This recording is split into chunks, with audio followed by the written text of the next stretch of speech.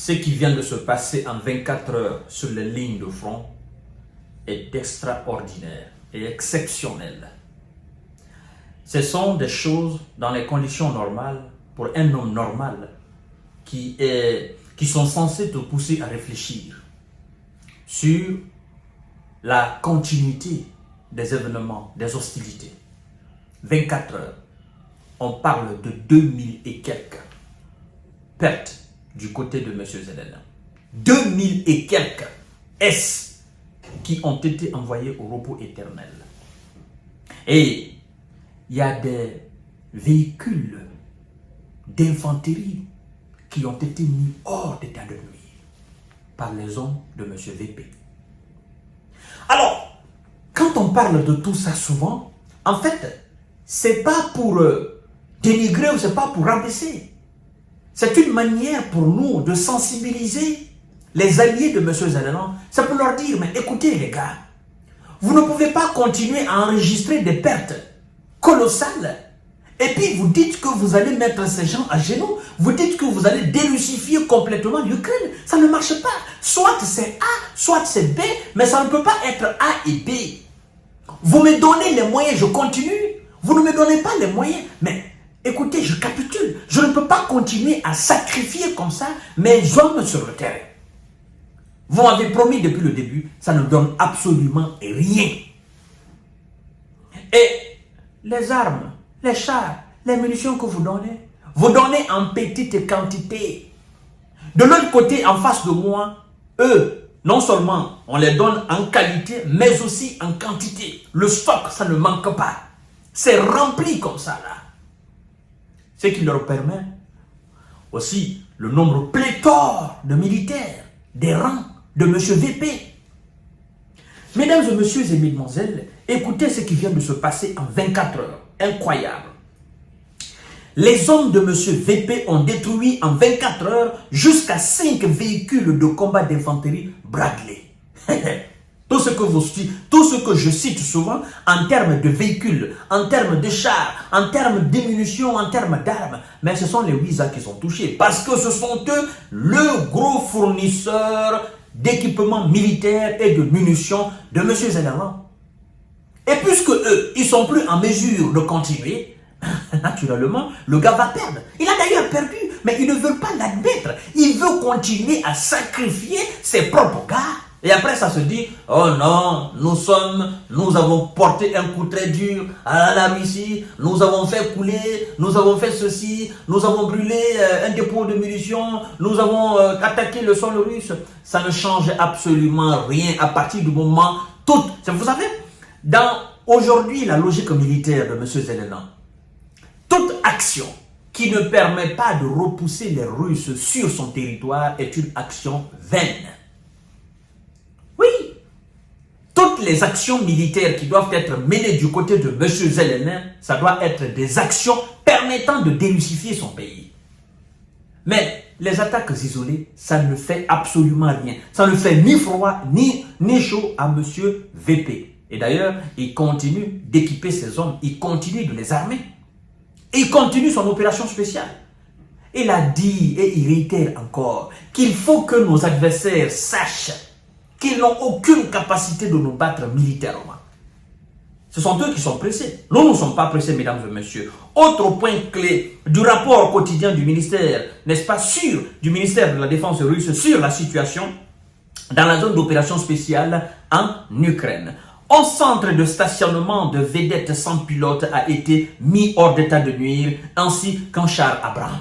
Vous voyez, ils nous ont dit la fois dernière, oh non, nous retirons les chars Abrams. Mais jusqu'à présent, il y a quelques chars qui sont sur le terrain. C'est parce que les chars sont inefficaces. Les chars sont inutiles. Les chars de WISA sont inutiles face aux chars de M. VP. Et c'est ce qu'ils ne veulent pas admettre. Ils veulent laisser ces chars-là dans l'ombre, continuer, n'est-ce pas, à combattre dans l'ombre pour ne pas qu'eux on dise, bon écoutez, les chars n'ont absolument rien changé. Mais nous savons qu'il y a quelques chars sur le terrain. Et à chaque fois, les Russes mettent main sur ces chars-là. À chaque fois qu'ils les détruisent, naturellement, ils les identifient et ils donnent l'information. Mesdames et messieurs, ils ne se sont pas arrêtés là. La défense anti-aérienne a abattu 3 projectiles de lance-roquettes multiples HIMARS et 52 drones de M. Zelensky et de ses supplétifs. Quand vous entendez des roquettes multiples HIMARS, c'est américain. Ne vous trompez même pas, ce sont eux qui donnent.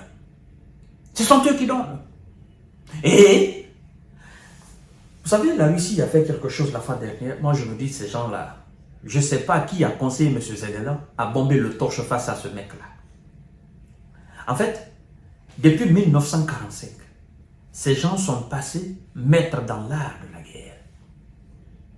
Donc, les Ouïsa et leurs alliés ont pensé que puisque la Russie n'avait pas fait d'opération aussi majeure d'envergure, qu'elle avait perdu en quelque sorte sa technologie militaire, c'était un mauvais calcul.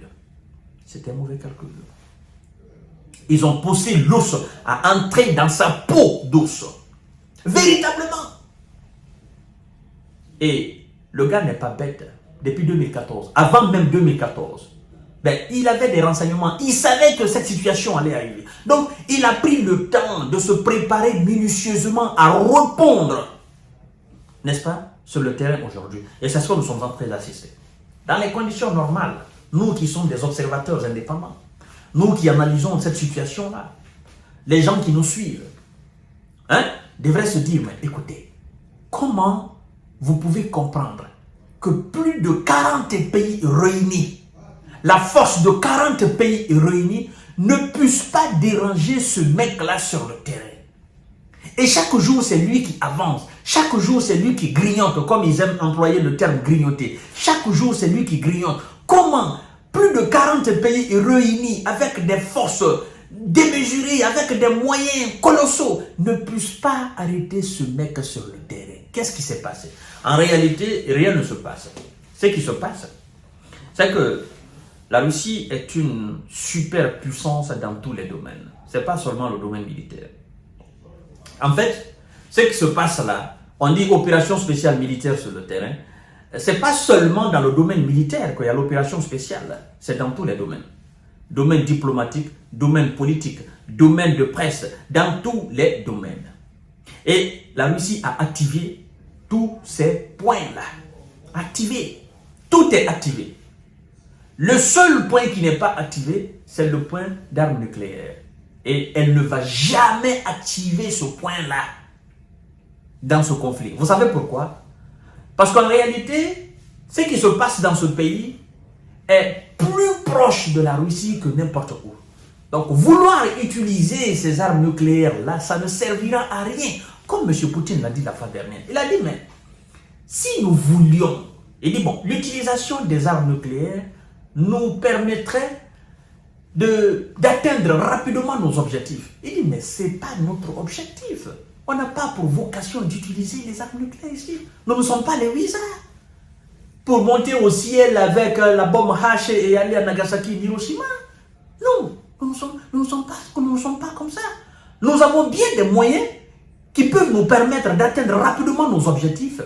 Mais nous pensons aussi aux nombreux civils qui sont sur le territoire. Nous savons que les hommes de Zelensky souvent se cachent dans les maisons des civils.